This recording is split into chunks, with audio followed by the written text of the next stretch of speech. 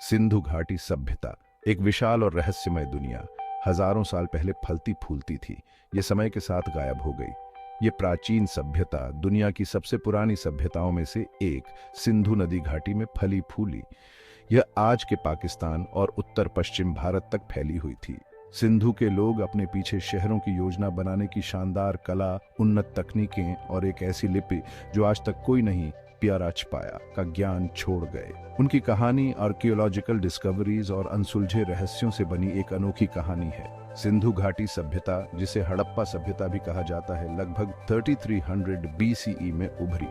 ये 2600 और 1900 BCE के बीच अपने चरम पर पहुंची। ये कांस्य युग सभ्यता प्राचीन मेसोपोटामिया और मिस्र के समय की थी। हालांकि ये दोनों की तुलना में भौगोलिक दृष्टि से अधिक विस्तृत थी। सिंधु के लोग कुशल कारीगर, व्यापारी और नगर नियोजक थे।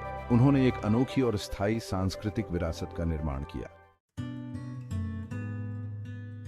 सिंधु नदी घाटी ने इस सभ्यता के लिए एक उपजाऊ जमीन प्रदान की।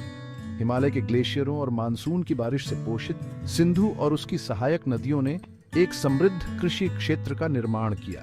इसने गेहूं, जौ और कपास जैसी फसलों की खेती की अनुमति दी। नदी व्यापार और संचार के लिए एक महत्वपूर्ण माध्यम के रूप में भी काम करती थी। बस्तियों को जोड़ना और वस्तुओं और विचारों के आदान प्रदान को सुगम बनाना। सिंधु घाटी के भूगोल ने सभ्यता के उद्भव और समृद्धि में महत्वपूर्ण भूमिका निभाई। सिंधु के लोगों ने सिंचाई की उन्नत प्रणालियां विकसित की। इन प्रणालियों ने नदी के पानी का उपयोग किया।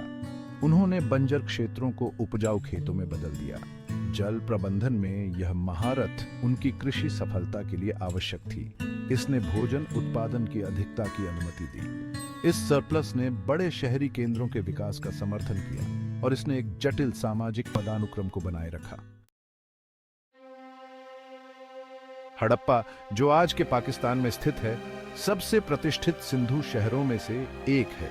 1920 के दशक में खोजा गया हड़प्पा के खंडहर एक सावधानी पूर्वक नियोजित शहर का खुलासा करते हैं। इसे अलग अलग जिलों में विभाजित किया गया था, जिनमें से प्रत्येक एक विशिष्ट उद्देश्य की पूर्ति करता था। शहर में प्रभावशाली अन्न भंडार, कार्यशालाएं और आवासीय क्षेत्र थे। ये संरचनाएं मानकीकृत ईंटों से बनाई गई थी। यह एक केंद्रीकृत प्राधिकरण और उन्नत इंजीनियरिंग कौशल का सुझाव देता है।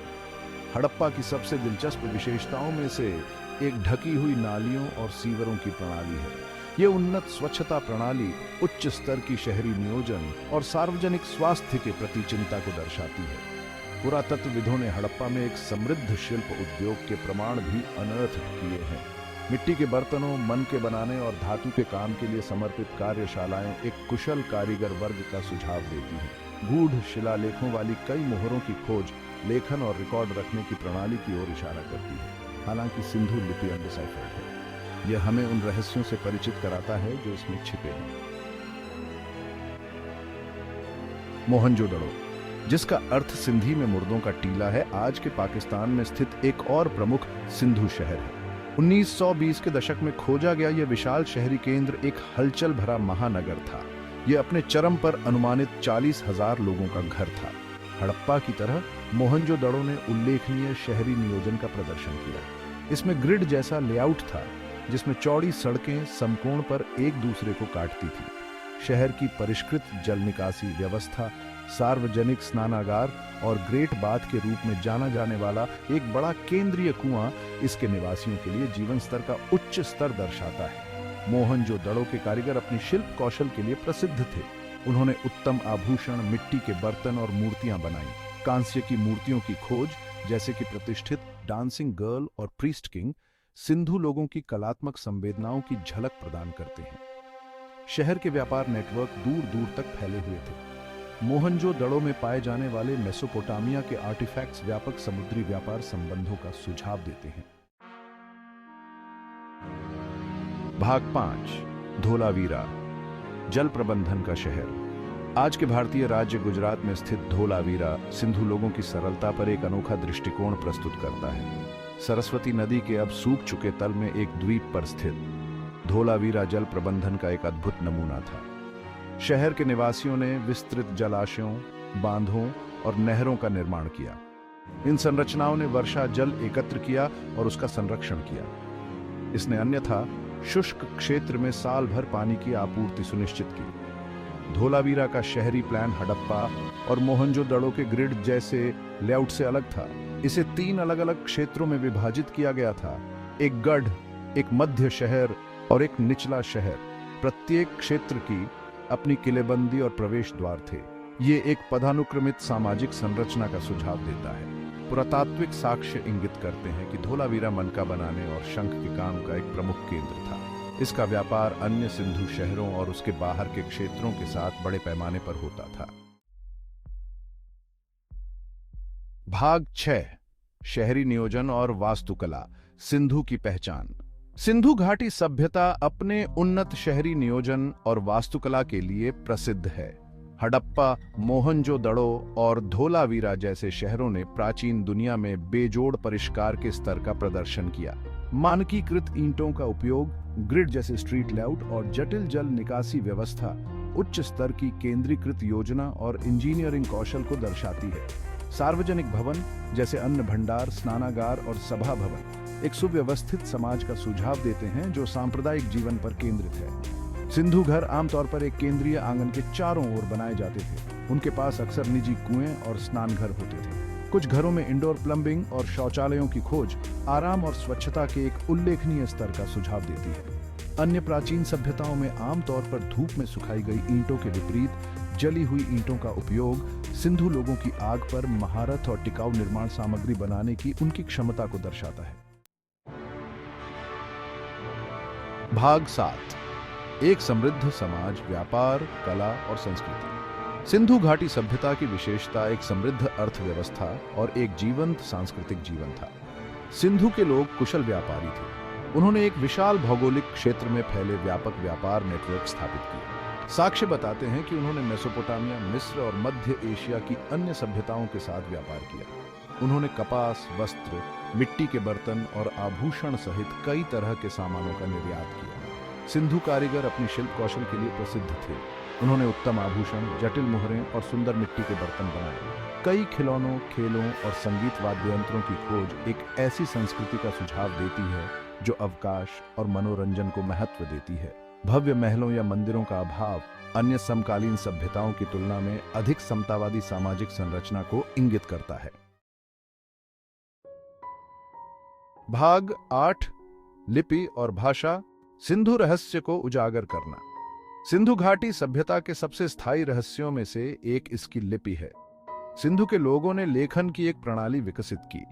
ये मोहरों, मिट्टी के बर्तनों और अन्य कलाकृतियों पर पाया जाता है। हालांकि दशकों के शोध के बावजूद लिपि अनडिसाइफर्ड बनी हुई है। विद्वानों ने सिंधु लिपि में 400 से अधिक विशिष्ट प्रतीकों की पहचान की है। उनका मानना है कि यह एक लोगोसिलाबिक लिपि है।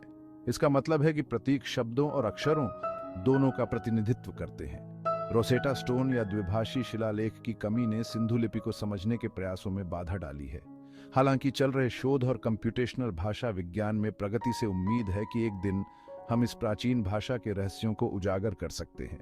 सिंधु लिपि को समझने से उनके विश्वासों, सामाजिक संरचना और इतिहास में अमूल्य अंतर्दृष्टि मिलेगी। भाग 9, पतन, सिद्धांत और अटकलें। लगभग 1900 ईसा पूर्व के आसपास सिंधु घाटी सभ्यता का पतन शुरू हो गया। एक समय के समृद्ध शहर धीरे धीरे खाली हो गए। इस गिरावट के कारणों को लेकर विद्वानों में बहस जारी है। जलवायु परिवर्तन, पर्यावरणीय क्षरण और आक्रमण सहित कई सिद्धांत प्रस्तावित किए गए हैं। कुछ विद्वानों का मानना है कि सिंधु नदी के मार्ग में बदलाव, जो प्राकृतिक या मानव प्रेरित कारकों के कारण हुआ, व्यापक कृषि विफलता का कारण बना। इसने लोगों को अपने शहरों को छोड़ने के लिए मजबूर किया। दूसरों का सुझाव है कि प्राकृतिक संसाधनों के अत्यधिक दोहन और वनों की कटाई से पर्यावरण का क्षरण हुआ। इसने सभ्यता के पतन में योगदान दिया। मध्य एशिया से भारत आर्य जनजातियों द्वारा आक्रमण की संभावना को भी एक योगदान कारक के रूप में सामने रखा गया है। भाग 10, सिंधु की विरासत, समय में गूंज। अपने रहस्यमय पतन के बावजूद सिंधु घाटी सभ्यता ने एक स्थायी विरासत छोड़ी। इसका प्रभाव बाद की भारतीय संस्कृतियों और परंपराओं में देखा जा सकता है। सिंधु लोगों की परिष्कृत शहरी नियोजन, जल प्रबंधन तकनीक और कलात्मक रूपांकनों ने आने वाली पीढ़ियों को प्रेरित करना जारी रखा। अनुष्ठानिक पवित्रता की अवधारणाएं जो हिंदू धर्म और अन्य भारतीय धर्मों में पाई जाती हैं की जड़ें सिंधु घाटी सभ्यता में हो सकती हैं। सिंधु शहरों की विस्तृत जल निकासी व्यवस्था और सार्वजनिक स्नानागारों में स्पष्ट रूप से स्नान और स्वच्छता के महत्व को बाद की भारतीय संस्कृतियों ने अपनाया। सिंधु लोगों की विरासत उनकी सरलता, लचीलापन और मानव इतिहास की समृद्ध टेपेस्ट्री में उनके योगदान का प्रमाण है। भाग 11 निष्कर्ष। एक स्थायी विरासत। सिंधु घाटी सभ्यता प्रारंभिक मानव समाजों की सरलता और लचीलापन का प्रमाण है। यह गूढ़ सभ्यता अपने उन्नत शहरों, परिष्कृत तकनीकों और अभी भी अनडिसाइफर्ड लिपि के साथ हमारी कल्पनाओं को मोहित करती रहती है, जबकि इसके पतन के कारण रहस्य में डूबे हुए हैं। इसकी विरासत जीवित है। यह मानव रचनात्मकता और नवाचार की स्थायी शक्ति की याद दिलाता है। जैसे जैसे हम सिंधु घाटी सभ्यता के रहस्यों का पता लगाते रहते हैं, वैसे वैसे हम मानव इतिहास की अंतर संबंधता और अपने पूर्वजों की उल्लेखनीय उपलब्धियों के प्रति गहरी प्रशंसा प्राप्त करते हैं। सिंधु लोगों की कहानी एक अनुस्मारक है कि सबसे बड़ी सभ्यताएं भी परिवर्तन की ताकतों से सुरक्षित नहीं हैं और उनकी विरासत सहस्राब्दियों तक कायम रह सकती है।